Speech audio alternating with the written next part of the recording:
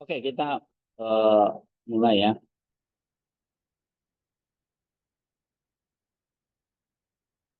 Hmm. Nah, nanti kita akan sampai ke materi tentang 4 lapisan makna itu atau 10 langkah eksegesis itu. Ya, tapi sebelum sampai ke situ, saya kasih kalian dasar-dasar. Yang pertama kita udah bahas tentang Alkitab, nih ya, artikelnya ini Alkitab dan Kristus. Oke. Nah, ini isinya tentang apa? Coba kita review bentar. Alkitab dan Kristus ini.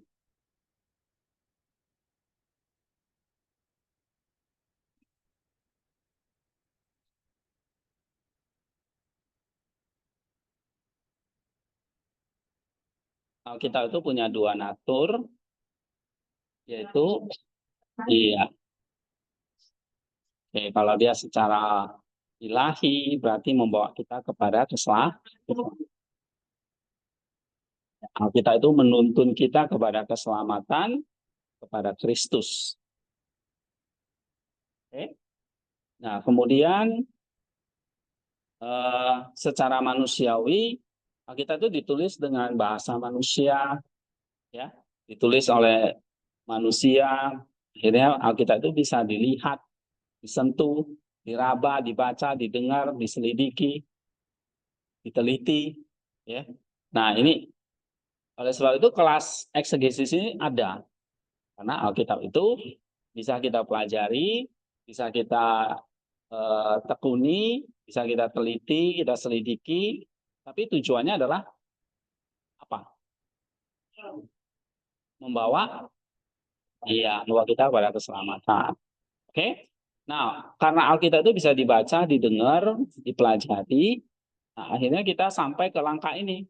Bagaimana kita membaca kitab suci, ya kan? Nah, saya harap kalian serius ya ikut mata kuliah ini, baca 5 artikel ini. 1, 2, 3, 4, 5 ini loh. Saya memang nggak tugasin, karena akan dijelaskan di kelas. Tapi kalau sudah dijelasin, kalian tuh jangan kayak orang bingung. Harus direview materinya. Saya pasti nggak akan langsung mulai materi baru. Pemanasan itu pasti akan mulai review materi-materi sebelumnya. Jadi kalau ditanya, langsung sigap jawab. Jangan kayak orang baru datang gitu. Ya. Nah, kalau Alkitab itu eh, bisa dipelajari, kita akan masuk ke bagaimana kita membaca kitab suci. Nah, membaca kitab suci itu saya ambil ke artikel dari Kalistos Ware. Ware itu mengatakan ada berapa? 4 prinsip ya, atau 4 hal utama, atau 4 cara kita, nih ya, 4 karakteristik kita menandai kitab suci itu sebagai pikiran Allah. Yang pertama membaca dengan ketaatan. Nah, membaca dengan ketaatan ini nanti kita akan sampai ke langkah yang ke-9. Aplikasi yaitu ketaatan yang dikerjakan dengan segenap kekuatan kita untuk melakukan perbuatan baik. Jadi ketaatannya adalah melakukan perbuatan baik. Ya, tentu di sini sesuai dengan 2 Timotius 3 ayat 17 melakukan perbuatan baik, tapi sebelumnya kita sudah melakukan yang namanya meng, apa, menyatakan kesalahan.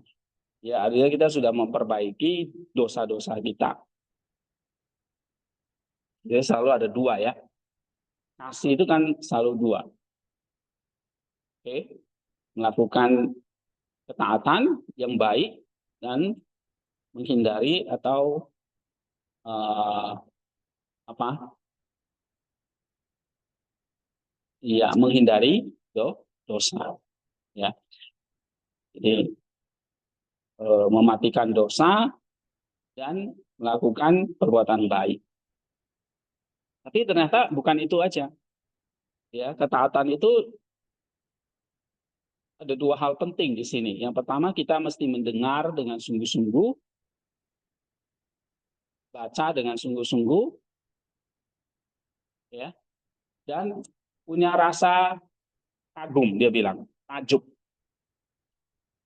Karena apa? Karena kita kayak baca surat cinta dari Allah, ya, yang setiap halamannya itu ada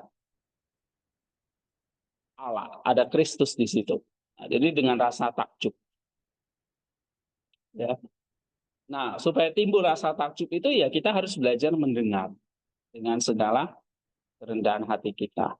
Hanya rasa takjub, mendengar atau ketaatan itu nanti kita akan masuk ke lapisan ini personal. Ya, jadi ini ada refleksinya. Ya, refleksi itu kayak pantulan. Kamu baca apa, mantul ke dalam kamu apa. Suara saya itu mantul ke telinga kalian, ke dinding.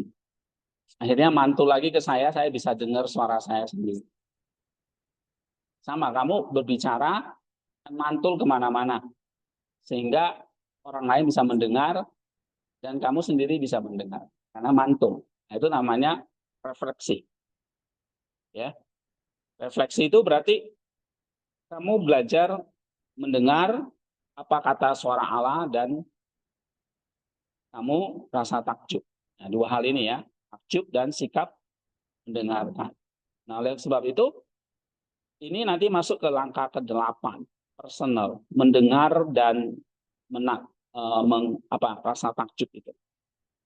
Nah, lalu dia juga menyampaikan Alkitab itu dipahami melalui gereja. Nah, ini kalau nanti kamu baca ini, ya, pembacaan Alkitab yang 4 center eklesia personal ketaatan itu, kita masuk secara gereja itu berarti kita baca Alkitab melalui level kognitif. Karena tadi Alkitab itu perlu kamu pahami, bukan cuma takjub, dengar, reflektif gitu ya, taati gitu. Tapi Tuhan juga mau kita pahami apa yang kamu baca. Seperti sida-sida Ethiopia itu yang ditanyain oleh Rasul Filipus kan, kamu sudah paham belum apa yang kamu baca? Nah, sida-sida itu jawab, bagaimana saya bisa paham kalau tidak ada yang menuntun aku? Ya kan? Itu kita udah baca ya. Kisah Rasul berapa itu? 8. Ya kan? Kisah Rasul 8, 30 sampai 31. Orang Ethiopia itu jawab, jika tidak ada yang menuntun aku, bagaimana mungkin aku bisa mengerti apa yang saya baca? Nah, berarti harus ada orang yang menuntun. Sama seperti kamu, saya, ya, baca kitab suci, reflektif oke, mendengar oke, nah, takjub oke, taat harus. Tapi kamu paham nggak yang kamu baca? Ngerti nggak? Nah, ini berarti bicara soal level kognitif. Ya. Nah, saya tugasin kalian, misalnya baca teorianya, isi semantisnya. Itu berarti ayat itu perlu dijelasin.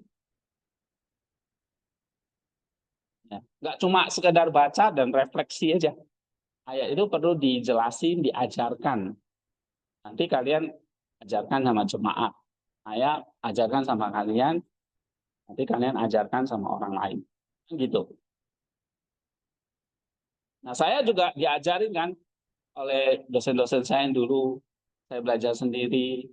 Nah, intinya belajar kitab suci itu nggak hanya membaca ya atau mendengar, oke, tapi harus kita pahami. Nah, ini yang dimaksud dengan level kognitif.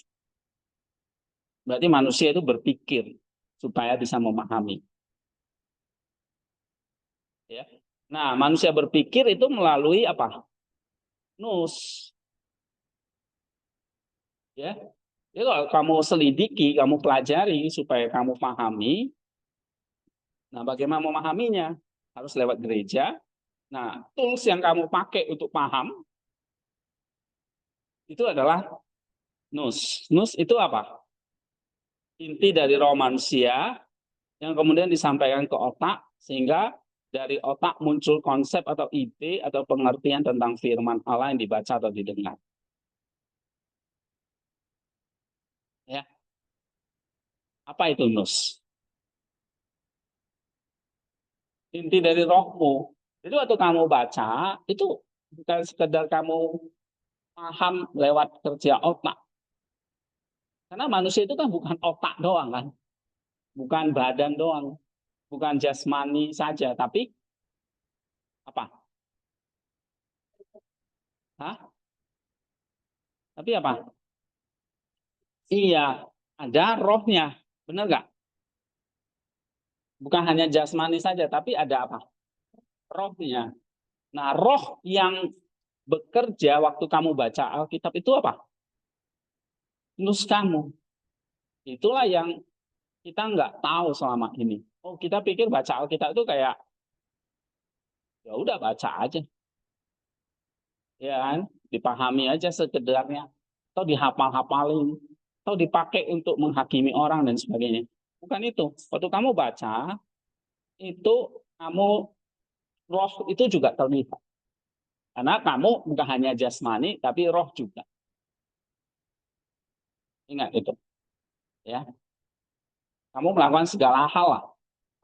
Kamu berbicara, kamu bekerja, kamu belajar, kamu melakukan aktivitas. Itu tubuhmu yang bekerja atau roh juga? Roh juga. Satu kesatuan itu bekerja. Ya, nah, terutama kalau dalam membaca kitab suci,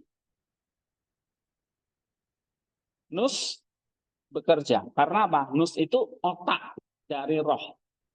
Sama kalau jasmani, otak kita di kepala. Kepala itu otaknya. Ya kan? Yang kepala ini isinya otak. Yang memerintahkan tubuh kita bekerja. Nah, otak ini itu diperintahkan oleh apa? Iya. Jadi otak dari otak itu apa? Nus. Gitu. Ya, pusat kehidupan manusia itu sering dikatakan nus. Atau kalau dalam perjanjian lama itu istilahnya hati. Ya. Nah, tapi nus ini kalau dalam perjanjian baru kita lihat ya dia bisa dibilang hati ya sama dengan hati, ya. Dia ada di dalam hati, dia juga adalah hati karena dia adalah inti dari roh manusia. Inti dari roh manusia. Dan roh manusia itu inti dari diri kita. Jadi kalau saya katakan kayak jasmani kamu yang kelihatan ini ya, intinya di otak kan. Kalau otakmu miring, orang bilang begini, ya berarti ya apa yang kamu kerjakan, kamu omongin dan sebagainya itu udah kacau balau kan, gitu. Ini kenapa kosong lagi? Terus saya udah bilang harus diisi. Ayo, Sarfat, maju. Oke. Jadi kalau otak kita nggak beres, seluruh kehidupan kita kacau. Sama, ya. Kalau nus ini nggak beres, maka kehidupan manusia itu penuh dosa, kacau. Nah, itulah yang harus nus inilah yang harus terlibat waktu kamu nus inilah yang harus terus disucikan ya oleh firman Allah itu sehingga maka kita baca kitab suci itu harus sampai kepada level ini menyatakan kesalahan. Nah, nanti waktu kamu baca 1 minggu ini kan baru sebetulnya isi semantis itu berarti langkah 6 ya kan? 6, nanti ada kesimpulan itu 7. Oke. Terus nanti ada personal. Nah, personal ini memang saya belum bikin secara detail lengkap, tapi kamu sudah mulai baca-baca. Ya. Ini kan. Ini. Misalnya contoh Lukas 7:36 ya. Oh, bukan ini. Yang saya suruh baca Lukas berapa? 23, ya kan? Ayat 33. Nah, itu nanti ada sampai personal, ya. Nah, dalam personal ini menyatakan kesalahan, memperbaiki kelakuan, dan mendidik orang dalam kebenaran. Nah, ini harus levelnya nus ini.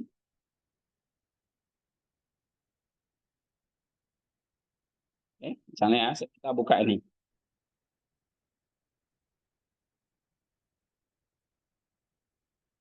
Lukas 23 ayat 33. Nah, ini survei structure. Kalau ada istilah survei structure, ini berarti lapisan 1 ini, ya. Ini namanya survei structure. Nih, ya. Nanti kita akan singgung ini, tapi bukan satu-satunya. Kalau ada 4 lapisan, berarti ini 25%. Ya. Nanti lapisan 2, 25%, lapisan 3, 25%, lapisan 4, 25%. Tapi nanti yang paling sulit memang lapisan 2 dan 1. Oke. Nah, survei structure anggaplah saya nggak mau otak-atik Yunaninya dulu ya. Saya ambil dari terjemahan. Nah, ada TB2. Oke. Ini ya. Ini teksnya. Survei itu berarti teksnya, kulitnya lah ya. Survei structure itu kayak ibaratnya tubuhnya. Nah, kalau deep berarti ini rohnya. Ya. Kayak buah itu ada kulitnya, lalu ada dagingnya. Nah, kayak kamu ada tubuh jasmaninya, tapi ada rohnya. Nah, rohnya itu intinya apa? Tadi saya bilang nus. Nah, nusnya ini di sini nih. Kenapa? Karena waktu kamu bikin ini, kamu berpikir, benar nggak? Waktu kamu berpikir pakai apa? Otak. Makanya jangan pakai dungkul. Hasilnya kayak si Olivia itu. Oh enggak ya. Nah, pakai otak. Nah, kerja otak dikendalikan oleh apa? Nah, ini hasil dari nus. Nus itu berbicara tentang roh manusia. Tapi sekali lagi, kamu bikin-bikin ini, ya sudah pakai otakmu, sudah pakai nus kamu, untuk apa?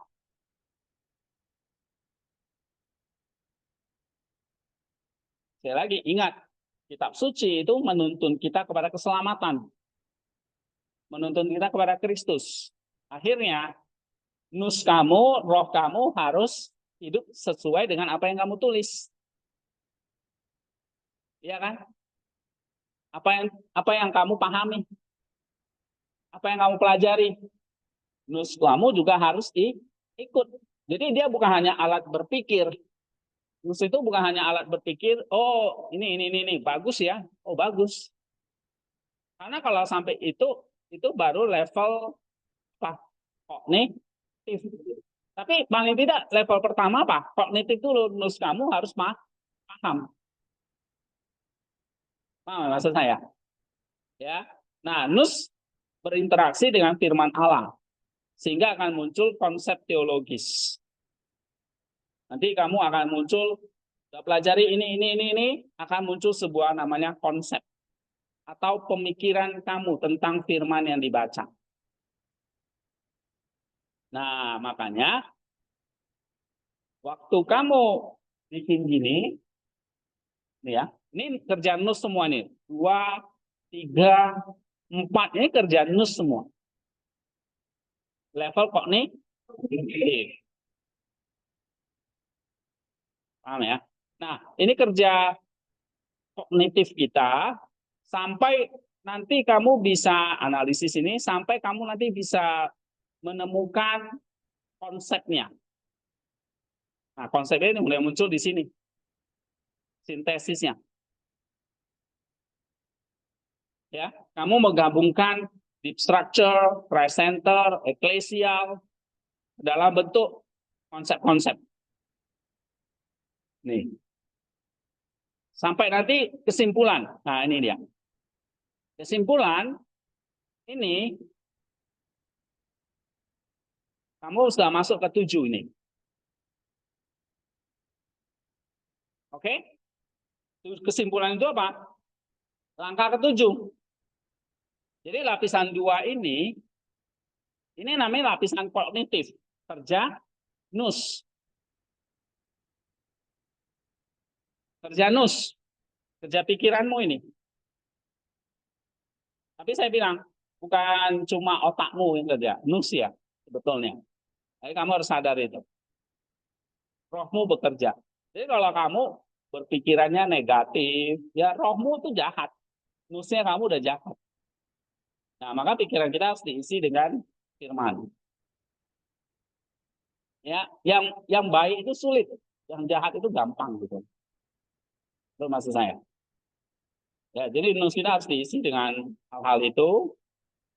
Lalu kamu lihat di sini 6, 7, 8 ini kerja dari nus kita. Kerja dari otak, dari roh kita. Sampai nanti kamu menemukan konsep. Konsep itu kayak doktrinnya. Nah, doktrinnya kalau kamu baca ini di nomor 6. Ini contoh cara kamu membuat konsep. Ya. Ini 1 bulan ini kalian masih baca-baca dulu contoh-contoh yang saya buat. Kalian belum latihan. Oke? Saya mau kalian terbiasa baca begini, nanti bisa mulai. Nah, kalau kalian nggak baca, nggak lihat contoh, nanti kalian nggak bisa. Ya, karena saya mau ngajarin kalian tuh harus bisa nulis juga. Harus bisa nulis yang sampai dalam gitu. Jangan cuma, ya kalau kita sering dengar khotbah, cuma moral aja gitu loh. Terlalu dangkal. Ya, ya kita disayang Tuhan, kita dikasih anugerah, cuma begitu doang ngomongnya dari dulu. Tapi nggak ada isinya itu. Ya, kita dicintai Allah, karena kita ada gambar dan rupa Allah, tapi kita cuma bisa sampai level itu gitu loh. Itu terlalu dangkal. Harus bisa gali lebih dalam lagi. Makin dalam akan makin misteri. Ya, kamu bisa bandingkan misalnya orang-orang di gereja itu yang khotbah atau di YouTube itu. Gimana mereka ngajarinnya? Sampai hanya level ya udah Alkitabnya ngomong gini, moralnya ini, udah gitu. Nggak ada apa, nggak ada level ininya.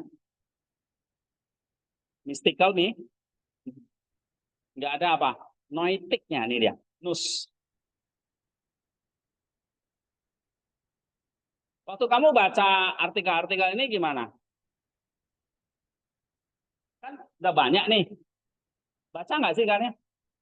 Nah, kayak orang bego, ditanya diam. Nuansanya gimana? Nuansa, berarti feelingnya, pengalamannya gimana? Hah? Ya, ada sesuatu yang misteri ya. Karena uh, ini kerja nus, kerja roh tuh begitu. Jadi kalau cuma misalnya kasihlah sesamamu, kita gali, ya udah praktisnya kamu memberi sedekah sama orang miskin. Just too simple gitu loh. Ya. Tapi kamu harus ngerti memberi sedekah kepada orang miskin itu artinya apa? Ayo kemarin baca artikelnya dari Chrysostom itu. Nah, Basil dia bilang ini, kamu memberi sedekah kepada orang miskin, itu artinya secara spiritual, secara mistikal, kamu sedang memberi pinjaman kepada Allah. Allah meminjam sesuatu kepadamu. Nah, itu sesuatu konsep yang dalam gitu. Ya kan? Yang kamu nggak akan pernah jumpai orang akan ngomong seperti itu kalau kamu nggak pelajari secara eklesia langkah 6 ini. Oke? Kamu temukan apa konsep-konsep yang menarik Nus ini harus tersentuh oleh hal-hal yang sifatnya mistikal. Karena nus itu adalah sesuatu yang mistikal, misteri. Paham nggak? Jadi kalau kamu baca kitab suci, ngajarnya hanya langkah-langkah aplikatif, itu nggak cukup. Bukan salah ya, tapi nggak cukup. Karena nus manusia itu sesuatu yang misteri, mistikal. Nah, nanti kamu harus baca, kenapa baca kitab suci itu sampai level di sini. Nggak hanya cukup literal, tapi kamu harus sampai ini, noetik.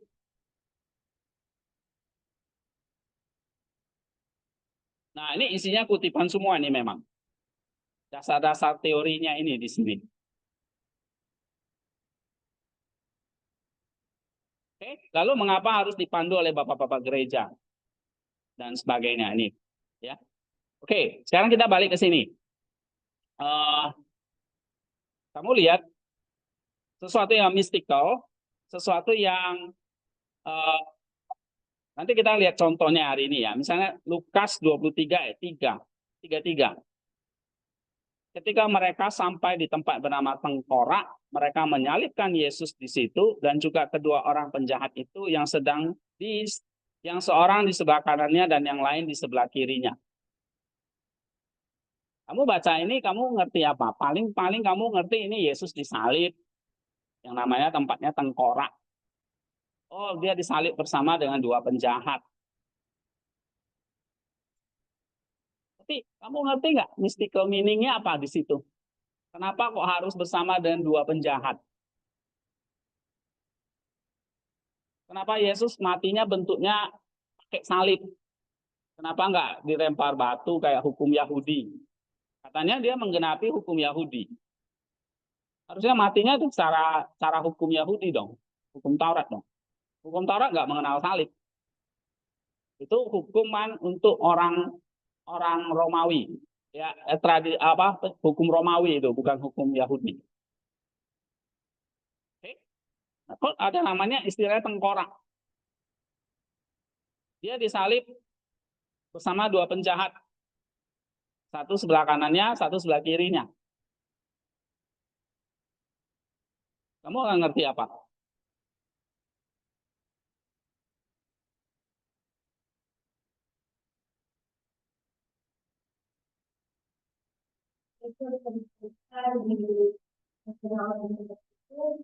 Mendengarkan solidaritasnya terhadap orang-orang berdosa yang berdosa. Iya, karena kamu sudah baca. Ya, coba kamu belum baca. Nusmu belajar nggak? Nggak. Kamu nggak tahu apa-apa. Kamu hanya mengatakan, oh ya Yesus itu begitu mengasihi aku, Yesus itu begitu mencintai aku, mungkin dia rela mati buat aku. Reflektif lagi kan? Nah, kita baca kitab suci nggak sampai level itu gitu, ya. Kamu harus sampai level kognitif, sampai level nus. Kamu gali, kamu pelajari apa maknanya ini, apa pelajarannya, kan gitu. Nah, itu kamu pakai apa? Nus. Oke? Nah, nus itu akan menuntun kamu dengan cara apa? Tentu harus ada aturannya, nggak main asal tafsir gitu. Ada langkah-langkahnya, ada cara-caranya. Ya, ada cara-caranya nanti sampai muncullah namanya konsep teologis. Nah, caranya gimana supaya muncul konsep teologis? Di sini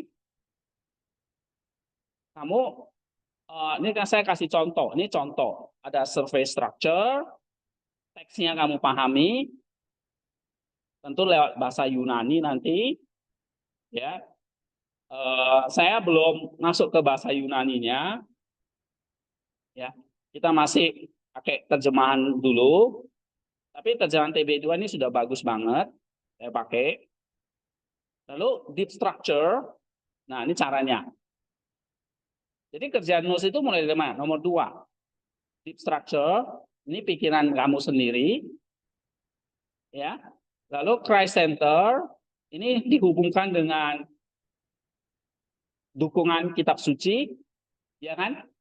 Nah, saya waktu itu sering kasih buka kurung dukungan teks-teks lain di dalam kitab suci, mau PL maupun PB. Kenapa?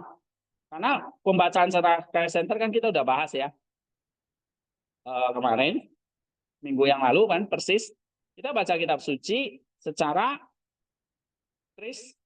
Kristus, berpusat kepada Kristus, pusatnya dari Alkitab. Nah, pikiran Kristus itu ada di dalam kitab suci.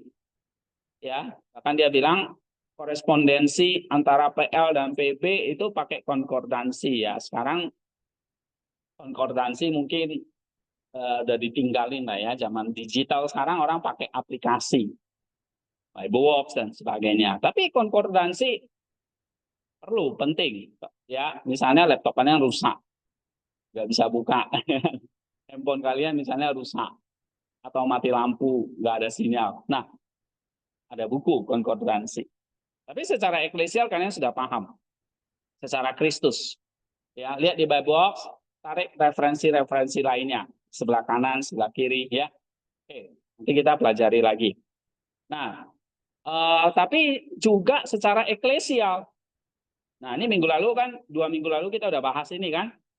Misalnya baca perjanjian lama dilihat dari perjanjian baru, baca perjanjian baru dilihat dari perjanjian lama. Jadi saling ini melengkapi sebetulnya. Oke.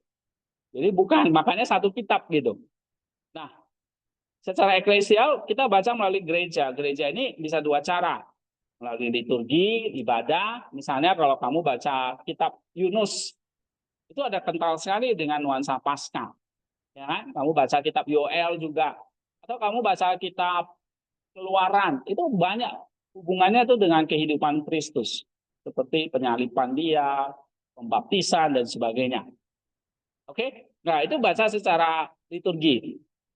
Nah, misalnya kita udah kasih contoh kemarin misalnya tentang kabar sukacita ya, tanggal 25 Maret ini kita pelajari.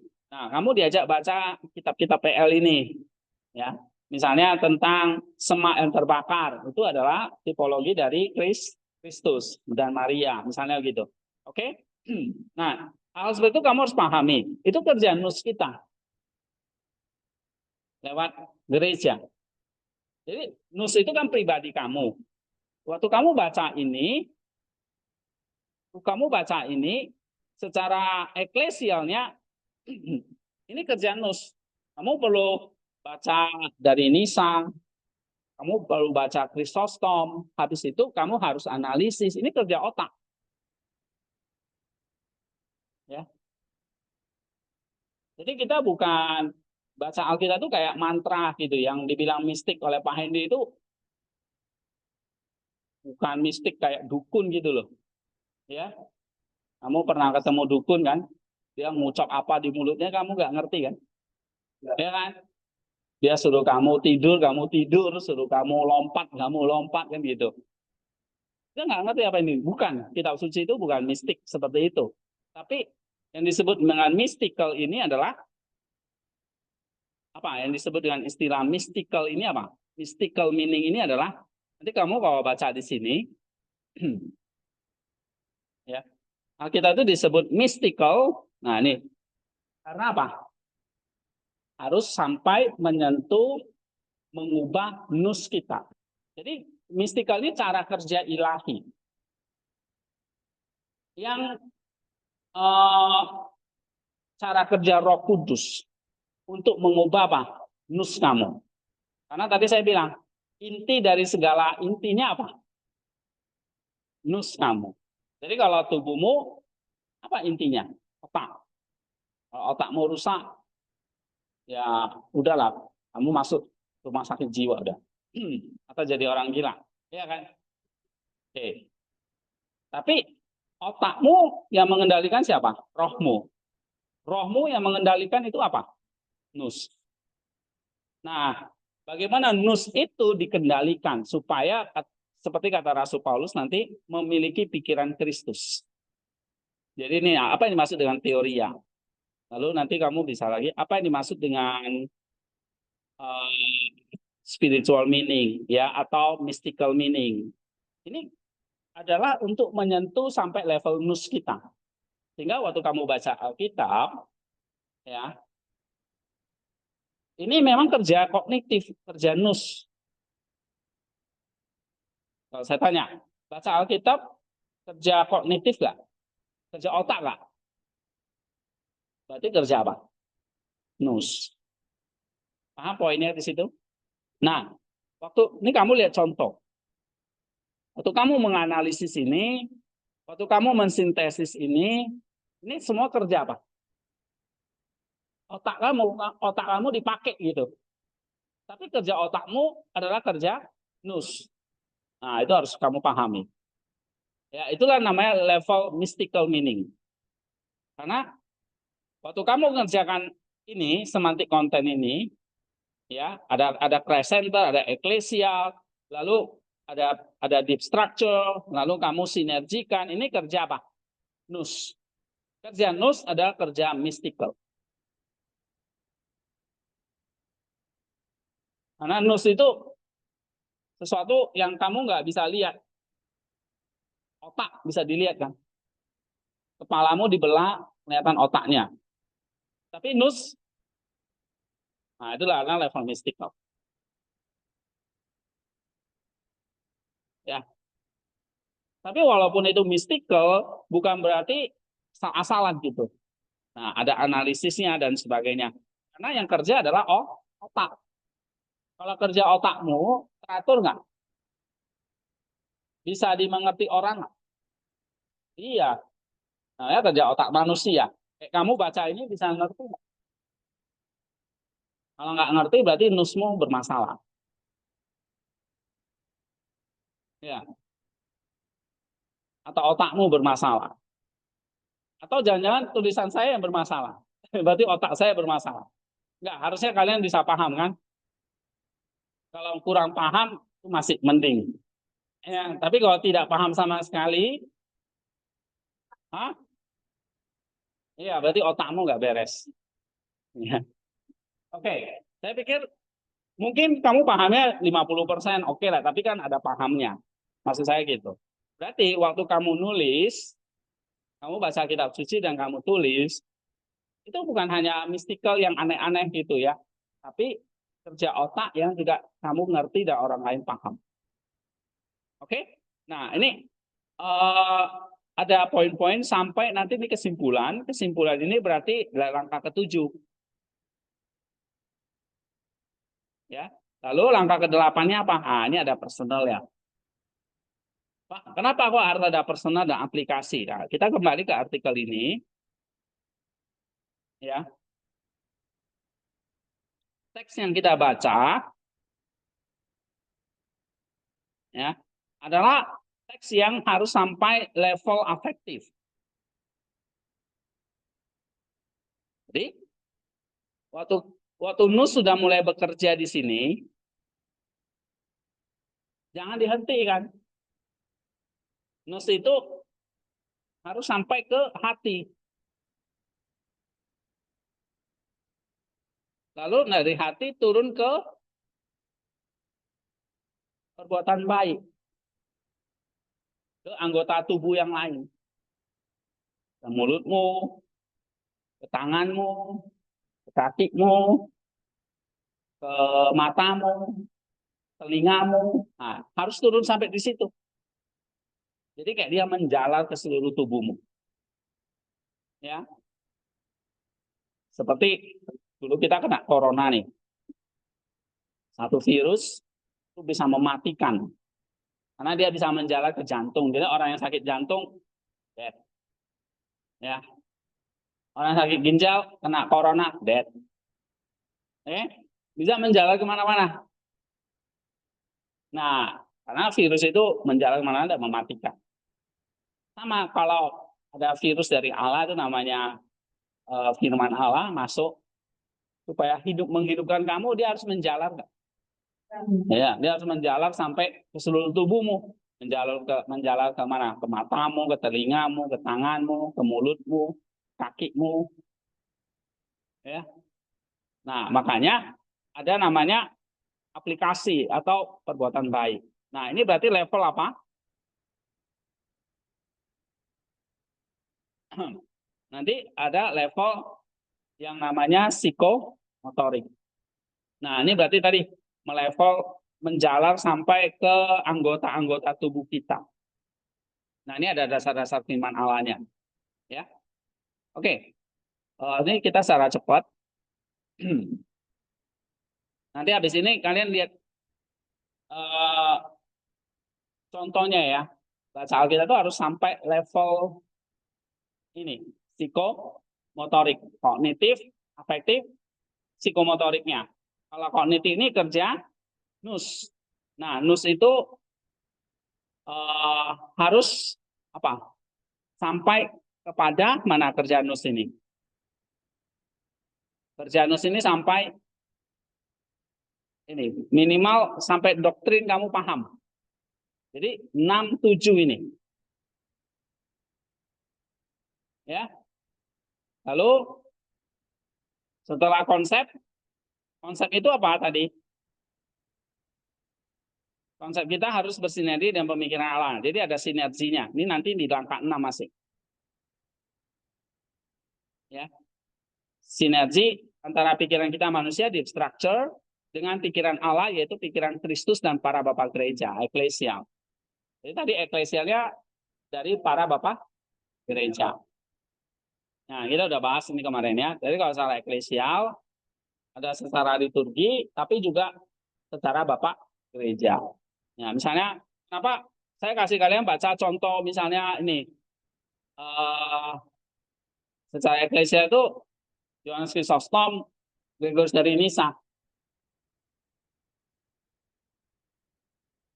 Ini mereka adalah para bapak gereja.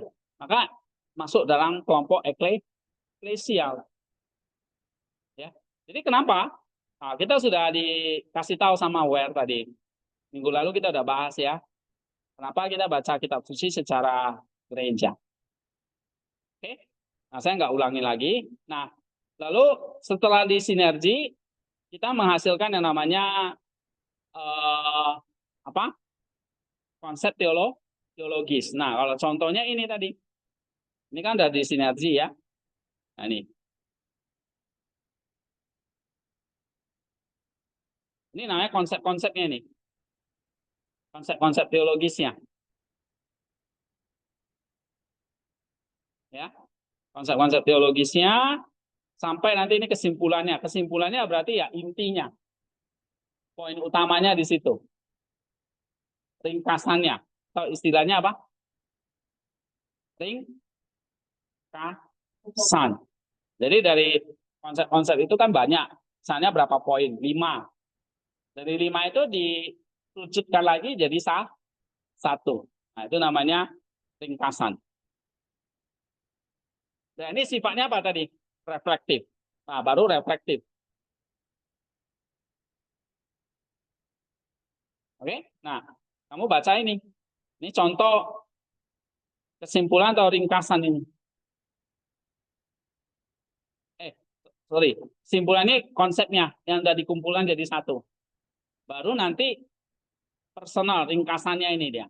Nah, dan aplikasinya ini kayak misalnya kita bikin khotbah itu aplikasinya. Waktu kamu bikin khotbah kan ada aplikasinya. Nah, ini baca contoh-contohnya. Ya. Oke, ini kita teori dulu. Nanti lihat contoh prakteknya gimana. Tadi saya udah spill tentang Bukit Tengkorak tadi. Maksudnya apa itu? Ya. Nah,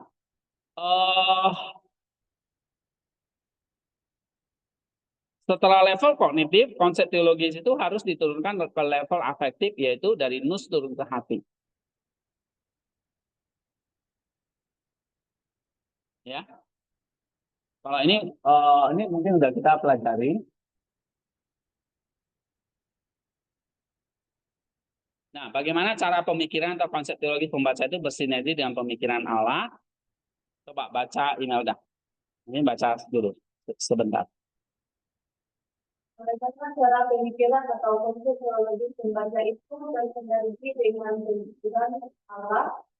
Konsep teologis yang kita bangun harus diuji. Ada 4 hal yang harus dilewati dalam menguji konsep teologis dalam pembacaan tentang Allah. Menurut Bishop Carlton, ada 4 hal yang harus diperhatikan ketika membaca Alkitab. Pertama, right center, yaitu Alkitab itu berpusat pada Kristus. Konsep teologi kita harus berpusat kepada Kristus sebagai hati atau jantung dari Alkitab itu sendiri.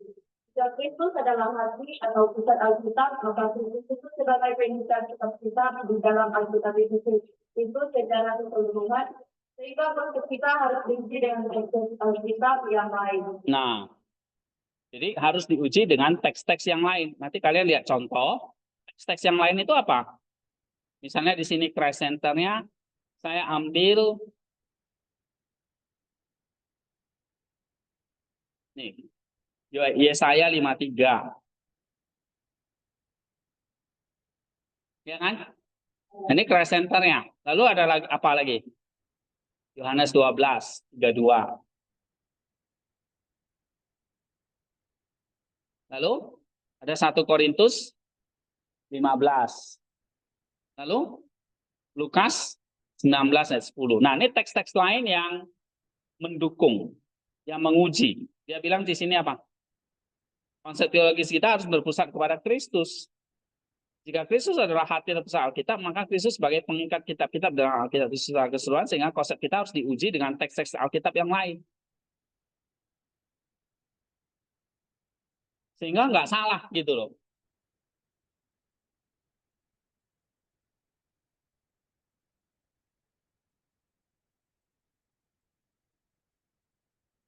Ini mukanya nggak senang semua ini.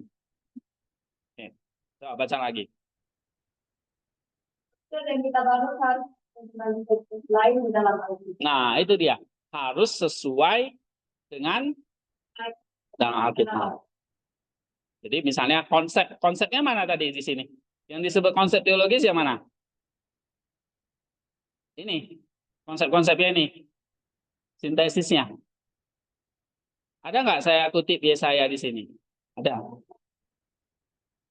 Jadi masukkan Yesayanya. Tadi konsep lain. Lukas 19 ada nggak? Dimasukin. Masukin. Tadi apa lagi? 1 Korintus ya. Yohanes 3:12 tadi ada nggak? Nah, ini masukin. 1 Korintus 15 ada.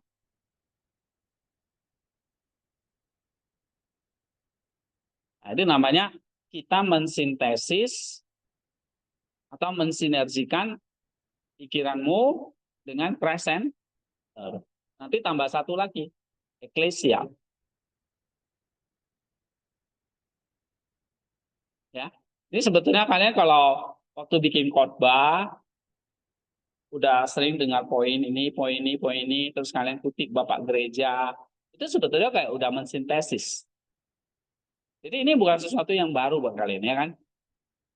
Jadi nggak usah pasang muka bengong, ya, muka semangat. Nah, karena kalian sudah kerjakan sebetulnya. Cuma kalian nggak tahu itu namanya sintesis.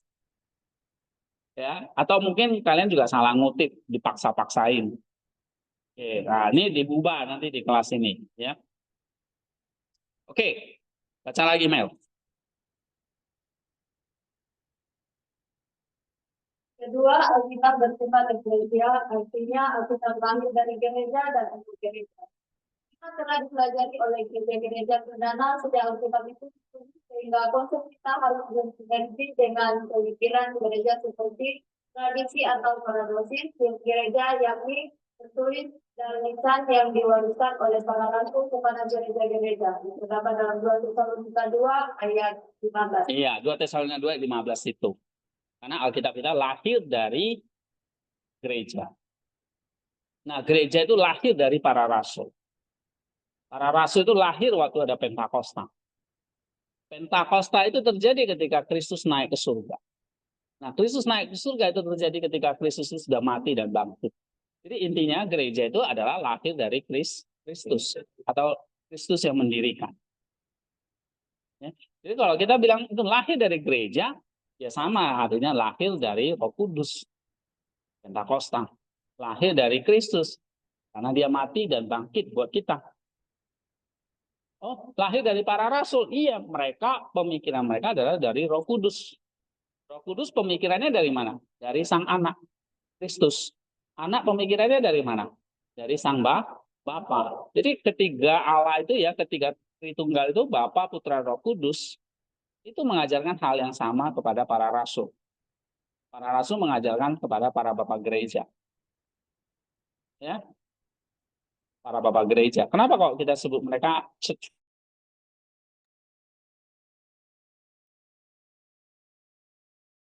Oke?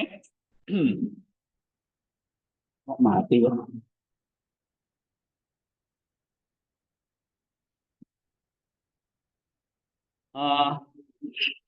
Saya lanjut.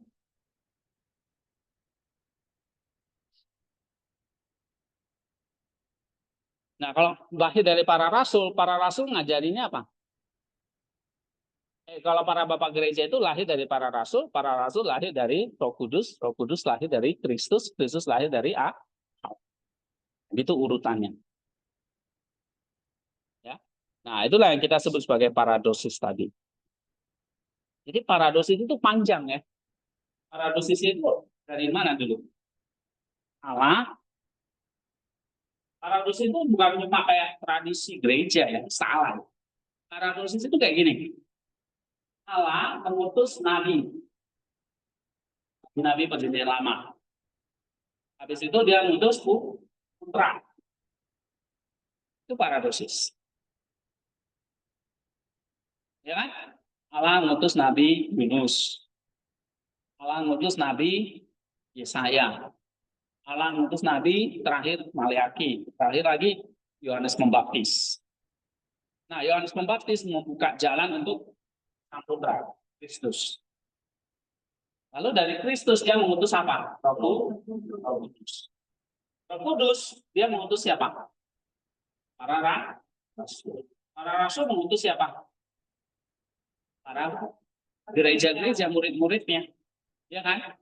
Nah, atau kita sebut dengan bapak gereja.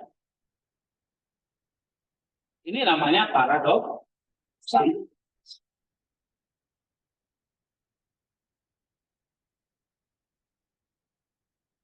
Nah, sekarang berakhir di mana?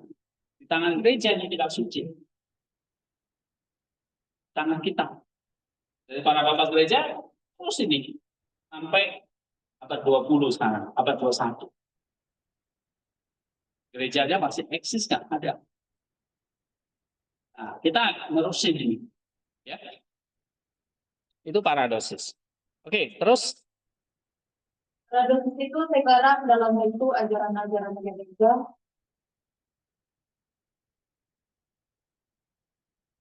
yang ditulis oleh bapak-bapak gereja. Sehingga konsep teologis kita harus berinteraksi dengan ajaran-ajaran gereja atau tulisan-tulisan bapak-bapak gereja. Kedua hal di atas yaitu Christ Center dan Ecclesia menjadi alat untuk menguji konsep teologis secara kognitif, sehingga penafsiran atau konsep kita itu tidak keliru dan sesuai dengan tradisi gereja. Setelah level kognitif, konsep teologis itu harus diturunkan ke level afektif, yaitu dari nus turun ke kardia atau hati. iya, dari nus harus masuk ke kardia atau hati. Makanya ini ada lapisan yang namanya personal. Nah, lapisan personal ini apa? Intinya nanti di 2 Timotius 3 ayat 16 sampai 17. Ya, coba kita baca dulu. Baca lagi. Konsep teologis yang berada di level kognitif atau substansial harus ke dalam hati manusia. Selain Christ Center dan eklesial, dia juga menekankan sifat personal ketika membaca Alkitab. Mengapa harus diturunkan ke dalam hati? Di level kognitif kita memiliki konsep teologis yaitu tahu atau mengenal Allah, namun pengenalan atau pengetahuan ini tidak cukup melainkan harus ditambah dengan kasih yakin mengasihi Allah.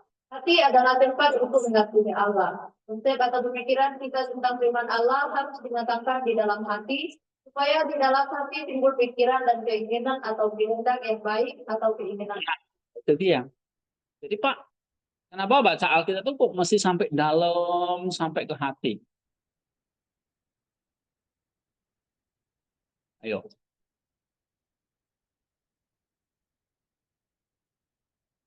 Aduh, ini jawabannya. Dodol. Ini yang kamu baca tadi. Kenapa harus diturunkan sampai ke hati?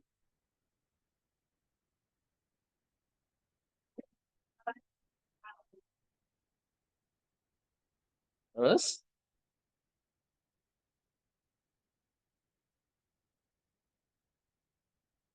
kan tadi level nus itu di level mana? Kognitif. Kerja otak lewat nus. Itu baru di kognitif. Tapi di sekarang harus diturunkan lagi. Berarti diperdalam lagi gitu loh. Kayak kamu gali sumur, ya, jangan dangkal, yang dalam gitu, sampai ke hati. Nah, kenapa kok harus ke hati?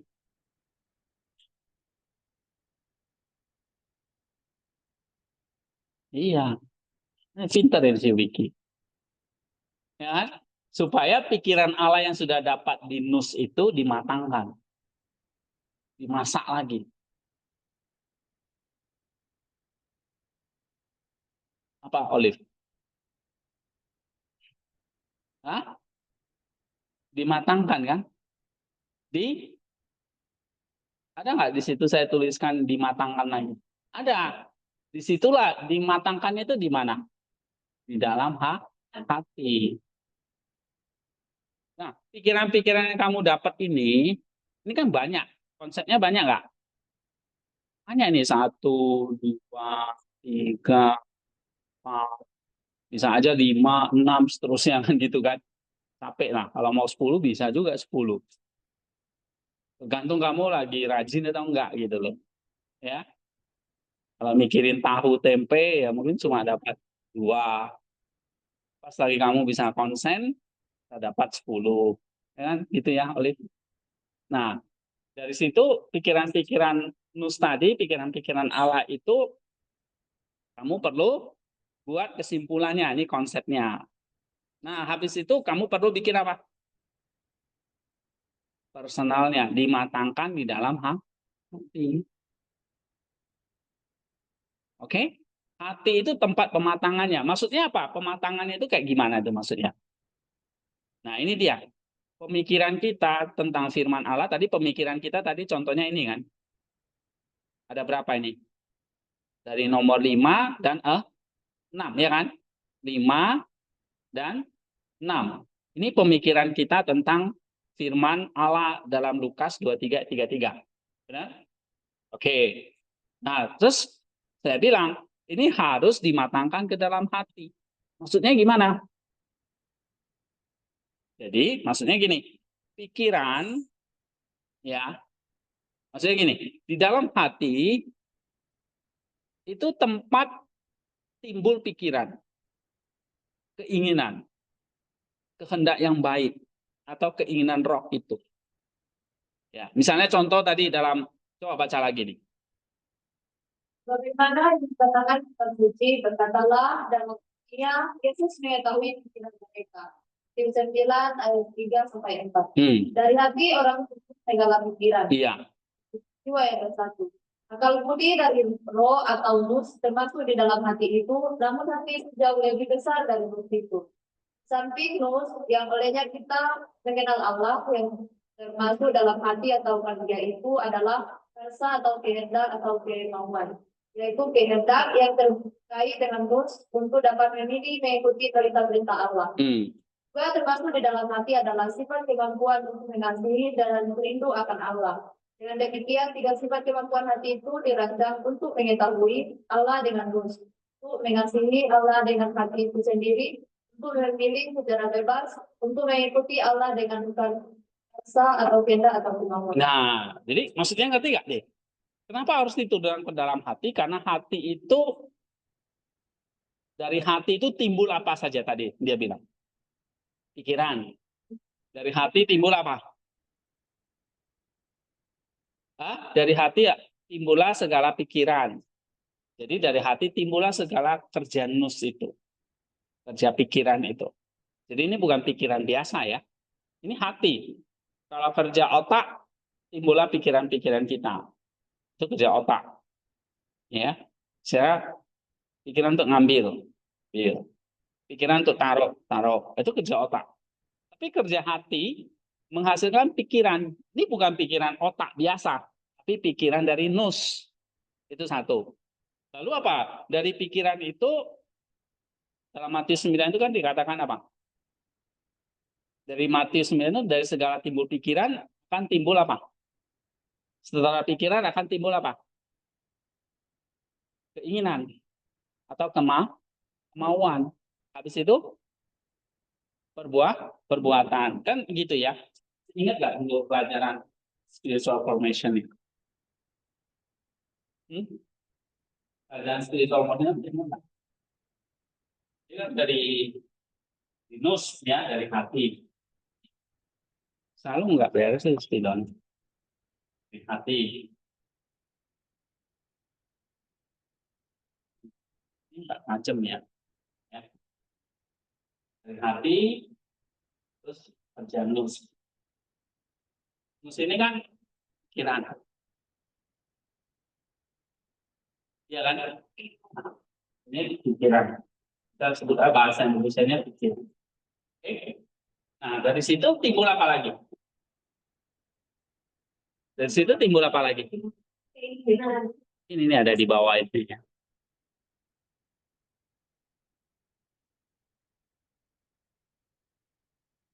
Oke, nggak ada.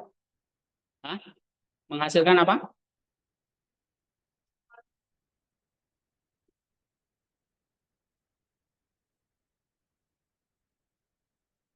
Itu loh. Jadi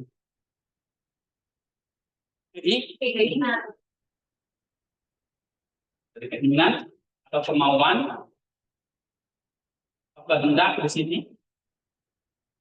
kan juga perbuatan. Simpelnya begitu. Kamu mikirin apa, timbullah keinginan apa, habis itu kamu kerjakan. Nah itu semua timbulnya dari mana? Di hati. Sama kayak cara kerja dosa itu kan. Dosa itu timbul yang namanya apa? Ada rangsangan godaan di sini. Ya kan? Lalu timbullah pikiran jahat. Kalau nus ini pikiran baik, pikiran kudus, itu pikiran jahat. Ini namanya apa? Logis. Oke. Logisme itu juga nggak harus selalu guru ya. Jadi waktu kamu baca firman Allah, dapat logismoi. Logismoi ini. 6, 7 ini logismoi. Ya. Oke. Ini nus dengan segala pikirannya. Tadi nus itu pikirannya apa? Kalau contohnya ini dia. 6, 5 dan 6 ini kerja nus ini. Ini namanya logismoi. Pikiran-pikiran alam. Atau pikiran-pikiran roh. Oke, belum keinginan roh loh. Kan Paulus pakai keinginan roh, keinginan daging ya. Belum ke situ. Ini masih pikiran. Nah, namanya pikiran itu belum matang. Harus dimatangkan di dalam hati. Jadi kenapa harus diturunkan ke dalam hati? Dimatangkan lagi supaya pikiran itu menghasilkan apa? Keinginan. Keinginan dimatang lagi menghasilkan. Jadi kalau kamu baca kitab suci, belum tentu kamu langsung jadi orang baik atau orang kudus. Karena yang kamu dapat itu masih apa? Pikiran. Nah, belum matang nggak? Loh, kayak kamu masak nih, belum matang, nggak bisa makan gitu. Ya, nah maka harus dimatangkan.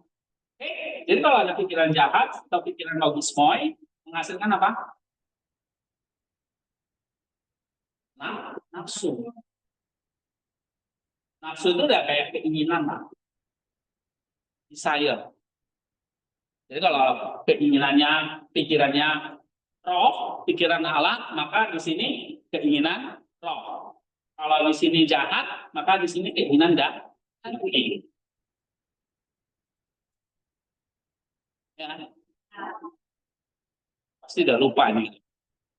Saya kurangi ini. Spiritual formation dulu udah pernah dicek. Ini nggak bisa lulus dari rumah. Saya semua. Oke, habis itu dari hawa nafsu itu apa? Hawa nafsu itu dibuahi menjadi perbuatan dibuahi dulu. Nah, dibuahinya di mana? Di sini. Jadi dari keinginan harus dimatangkan lagi jadi perbuatan. Dibuahinya di mana lagi? Di dalam pikiran.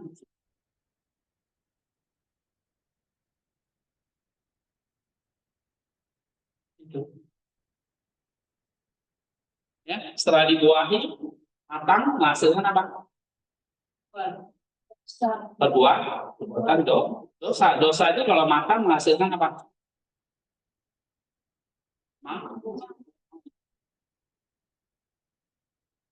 Ya, ya ada. Pelajaran bagus dilupa. TikTok nggak pernah lupa. Oke, coba dari pertama dari apa?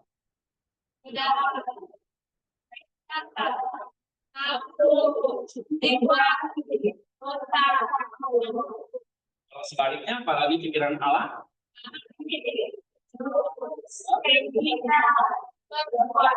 perbuatan baik. Di situ menghasilkan apa?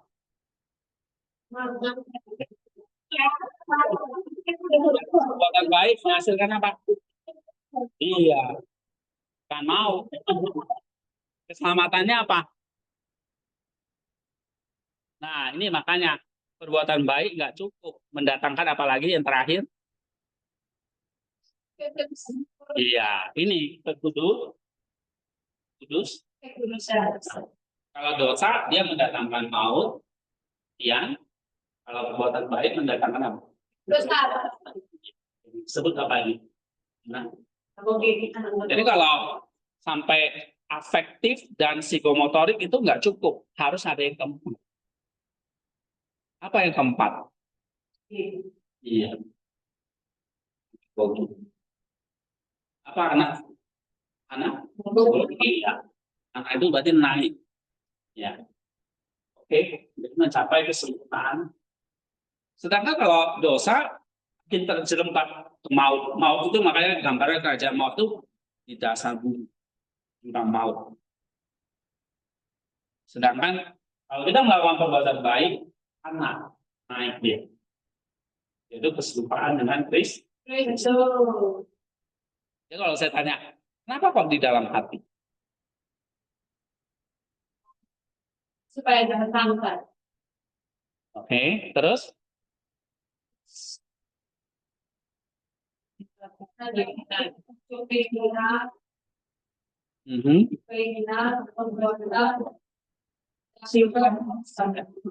Iya. Jadi kan di sini kamu harus lihat di dalam nus itu penggodokannya. Ya, harus dimatangkan. Tapi kan tujuannya tadi apa? Kita baca kitab suci itu tujuannya apa? Iya, sampai ke situnya. Kan mau mendatangkan keselamatannya ya masukkan ke dalam hati, dimatangkan, dimulai keinginan roh, dimulai perbuatan roh, atau disebut apa tadi?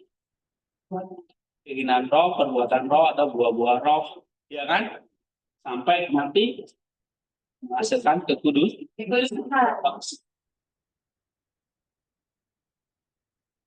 Itu. Ya kan ada bukunya ini misalnya spiritual formation ini jangan lupa.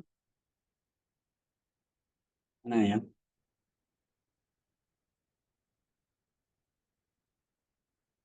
Nah, coba lihat itu prosesnya. Nih, tentang apa? Hati.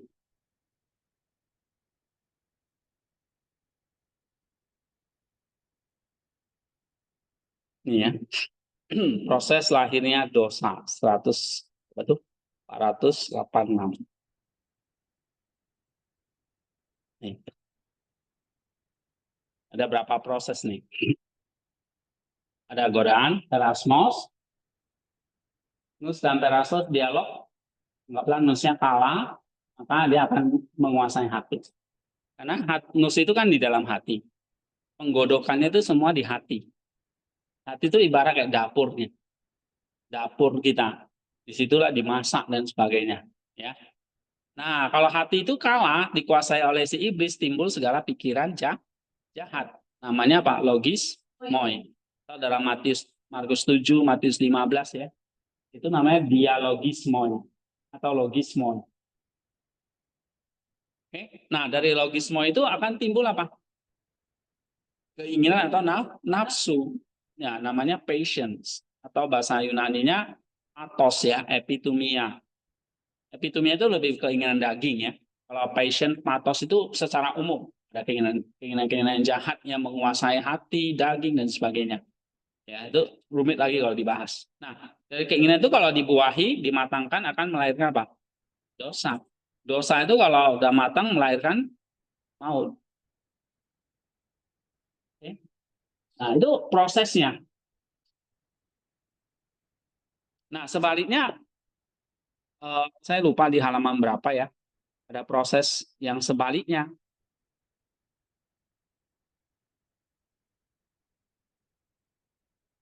Oke, ini ya, tentang membaca firman.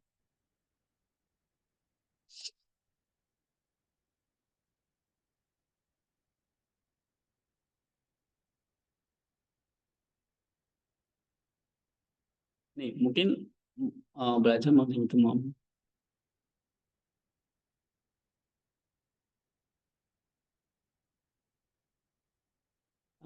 Lupa ya di mana ya.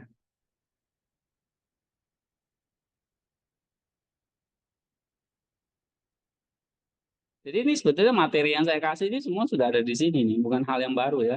Waktu di Spirit Formation mungkin nggak dibahas, tapi harusnya tugas bacanya kan, waktu itu kalian tugas bacanya buku ini kan. Nah, kan ada nih, baca Alkitab, Passion, Ecclesia, Personal Obedience, terus Alkitab dan Kristus. Lalu, mungkin ini ya, 429. Coba kita buka ya.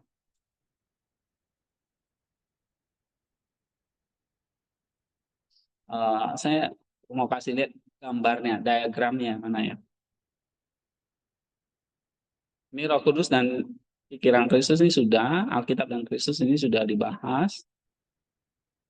Reading the Bible ini sudah dibahas juga. Level kognitif ini, level afektif, psikomotorik. Ini contohnya. Oke, level afektif, level psikomotorik. Saya sudah ditambahin ya. Level yang keempat anagogik ya. Jadi nggak sampai psikomotorik ya. Nah, ini nanti Crescente, ini kalian bisa baca. Afektif, psikomotorik. Nah, ini dia. Maksud saya. Oh, bukan, bukan.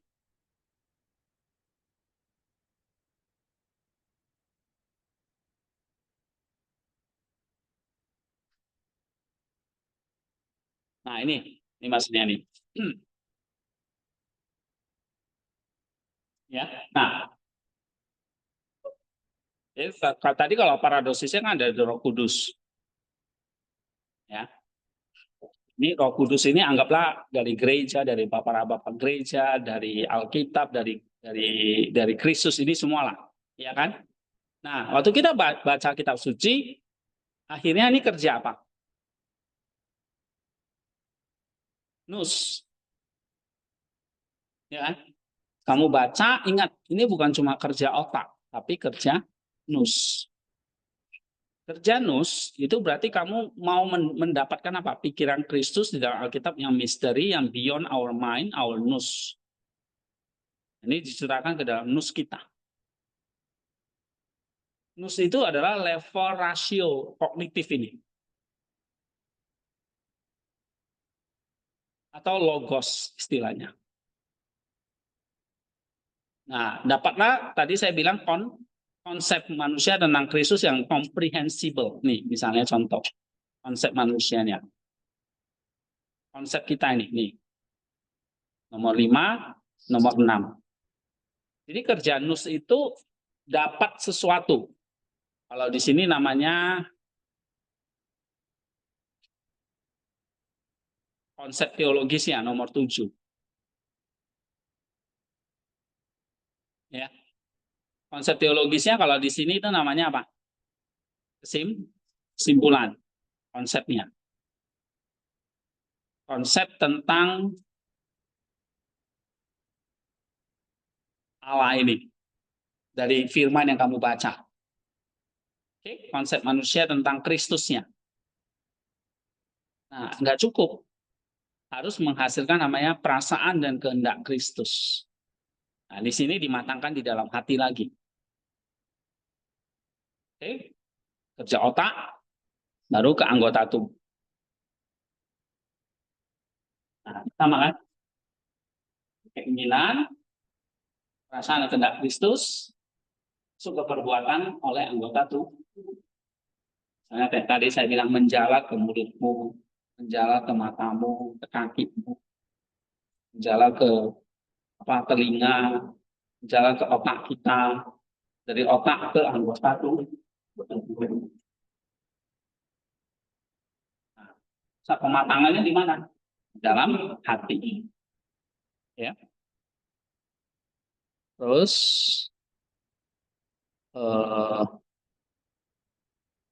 lagi ya. Ada diagram lagi. Nah, ini dia ya. Tadi kalau soal paradosis, Allah Bapa, firman Allah, para rasul, tradisi, beberapa gereja ya.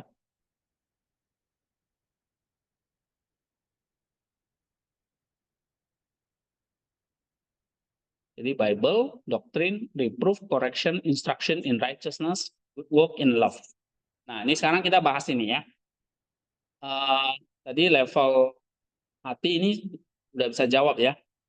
Hati ini tempat pematangannya, baru nanti turun ke psikomotorik lagi. Jadi kalau kamu lihat di sini, dari hati, ya, maka akan dari hati ini, oke, sebentar supaya nggak bingung. Jadi dari hati ini, di dalam hati ini kan tadi harus menimbulkan apa? Keinginan-keinginan baik, lalu perbuatan-perbuatan baik, ya kan? Nah, perbuatan baik seperti apa yang harus dihasilkan? Atau di dalam hati itu harus menghasilkan apa? Nah, di sini doktrin itu gunanya apa dulu?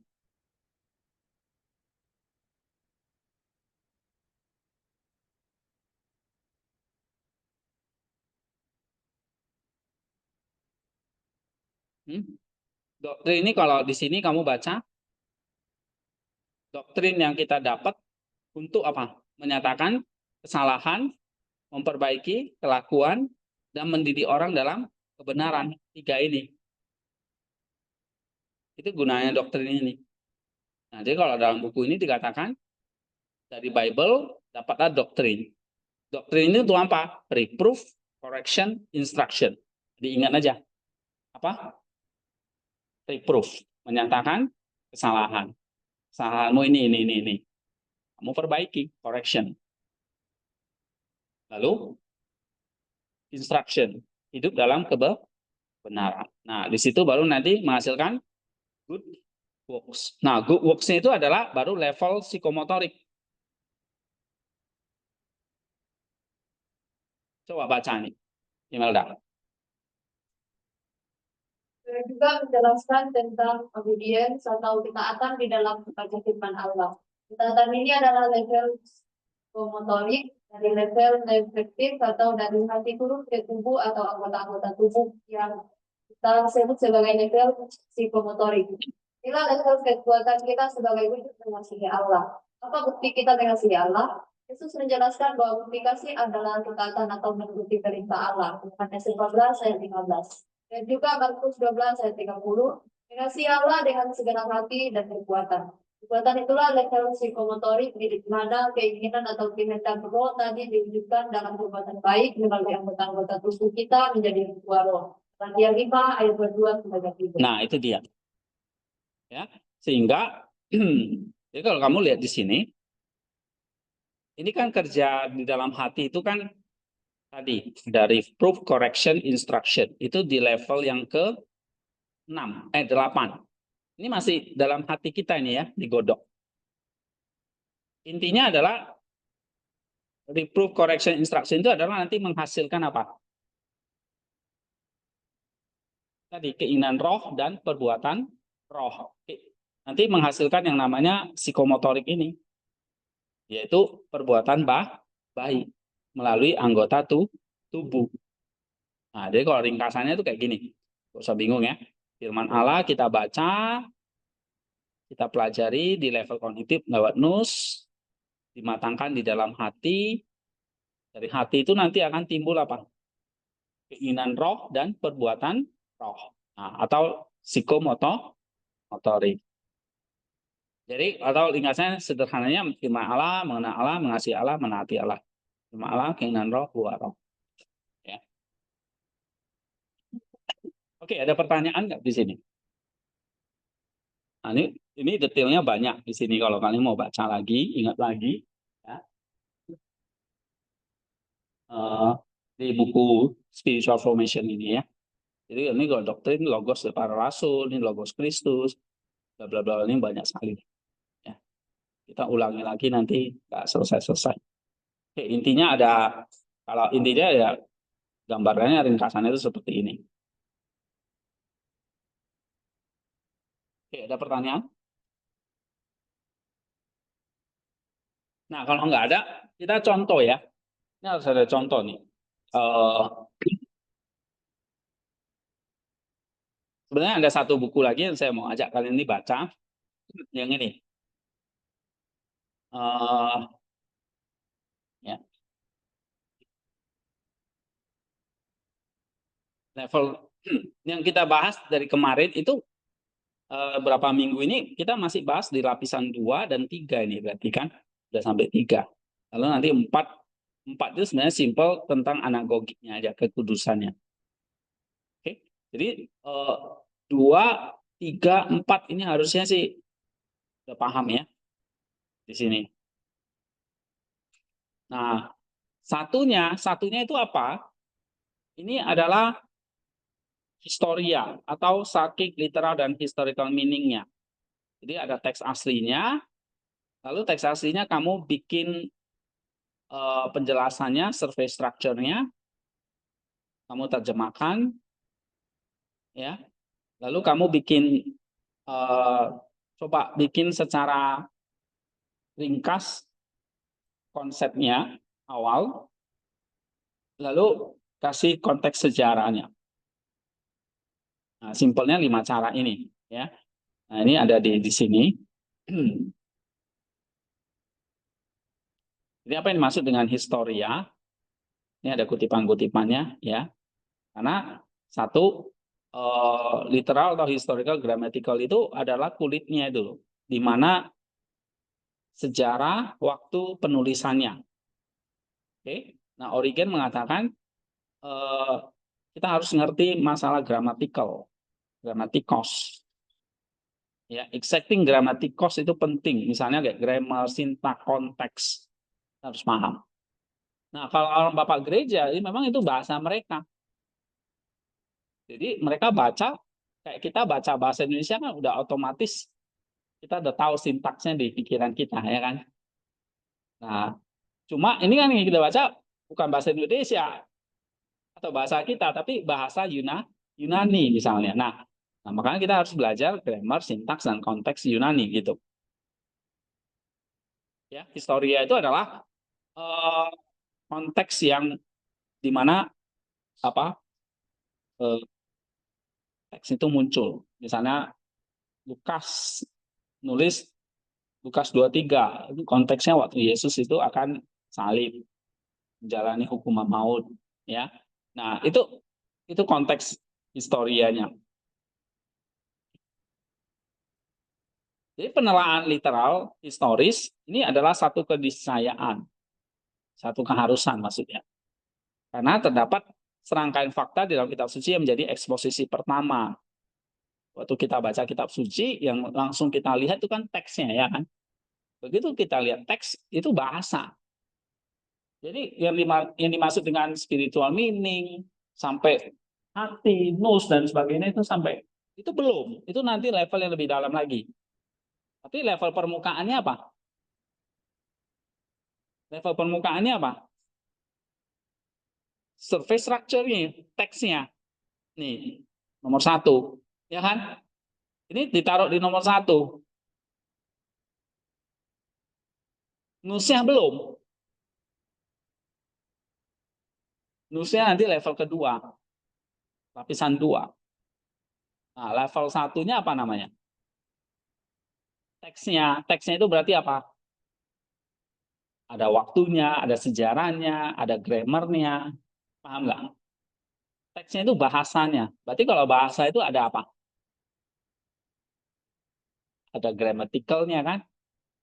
Ada waktu penulisannya kapan, di mana, kenapa ditulis. Nah, ini namanya konteks historisnya. Oke? Nah, ini adalah serangkaian fakta. Fakta ya. Fakta yang nggak bisa kita sangkali. Misalnya tadi Lukas, atau Yohanes, atau Petrus nulis. Itu fakta mereka nulis di zamannya. Yang kita harus ngerti apa yang terjadi pada waktu itu. Keluaran misalnya, kitab Kejadian, kitab nabi-nabi misalnya. Kita harus ngerti konteks historisnya. Makanya kalian di kelas ini kan diajarin studi PL, studi PB, ya kan? Itu pelajari tentang permukaannya. Nah, kalau di SSC itu saya nggak singgung itu lagi. Nah, kalau ke situ lagi, ya kita nggak pernah selesai nanti. Nah, kalian sudah harus cari sendiri nanti historicalnya, ya. Makanya kalian juga diajari Yunani, gramatikalnya kan sudah 2 semester, ya kan. Nah, ya mungkin Pak udah lupa-lupa, ya wajar. Ya anak sekarang kalau nggak lupa nggak disebut anak. Oke, ya ulangi lagi, pelajari lagi kan gitu. Oke, nah terus ini dikatakan ini adalah eksposisi pertama, eksposisi awal, ya, atau pesan pertama yang ditangkap pembaca. Sehingga untuk melakukan studi historia ini kita dapat melakukan beberapa langkah eksegesis ya. Ada 5 langkah ini apa saja? Teksasi, synthetic form, terjemahan literal, sintaktik konten, dan konteks historis. Nah, kita harus kerjakan ini. Ya, memang saya belum kasih contoh-contohnya kalau di teorianya, karena saya lebih fokus ke nusnya, isinya, atau spiritual meaningnya, mystical meaningnya, ya, noetiknya. Oke, tapi jangan lupa juga tadi dikatakan ini eksposisi pertama, pesan pertama ini. Biasanya pesan pertama itu begitu menggoda. Oh, generasi kalian udah nggak kenal klan itu ya. Oke. Oke, ada pertanyaan di sini? Nah, baru nanti yang kedua, kita masuk ke teori atau noetik. Ini ada kutipan-kutipan lagi, dan seterusnya. Ya, kita nggak baca secara ini, tapi yang nanti kita mesti kerjakan adalah untuk lapisan awal ini atau lapisan pertama ini adalah kita nanti belajar misalnya 1 ayat aja. Kalian eksposisi. Tapi sebetulnya saya udah kasih contohnya ya. Benar nggak? Dari awal saya sudah kasih ya.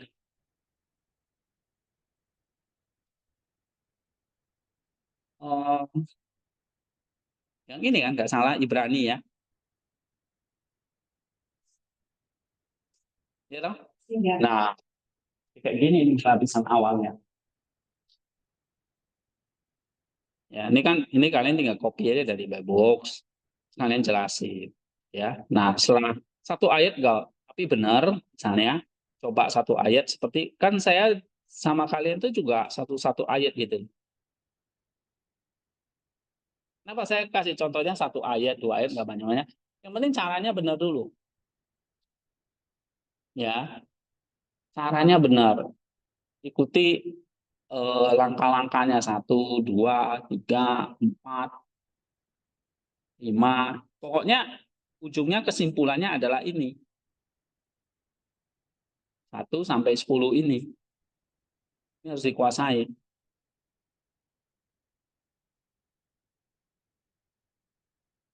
Ya. Nah, ini intinya di sini. Jadi kalau ada 4 artikel ini, intinya di sini. Yang 2 halaman ini. Nah, hari ini saya anggap ini udah selesai teorinya. Jadi setelah cepol kita masuk, kita lihat contoh. Tapi contohnya saya belum masuk ke lapisan 1 hari ini. Nanti setelah cepol kita masuk ke lapisan 2, kita bahas Lukas ini. Ya, nah mulai minggu depan kita nanti saya akan bikin contoh-contoh lapisan 1. Kalian baca lagi. Ya. Terus kan saya sudah bilang mulai cari ayatnya kan.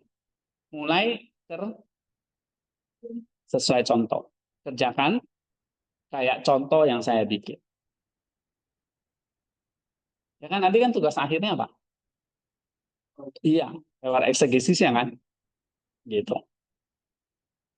Nah, nanti mungkin tugas mingguan ke depan mulai cicil. Misalnya kalian email ayat apa? Coba mulai bikin ininya. Kayak gini. Lapisan 1 dulu selesaikan. Jadi 1 sudah selesai, 2, 3, 4. 1 dan 2 kalau sudah selesai, 3 dan 4 kan dikit gitu. Ya kan? Lapisan 3 tinggal aplikasinya. Aplikasinya itu good works-nya. Pekerjaan baiknya apa. Lapisan terakhir anagogi itu kan pengudusannya. Nah, yang berat itu lapisan 1 dan 2.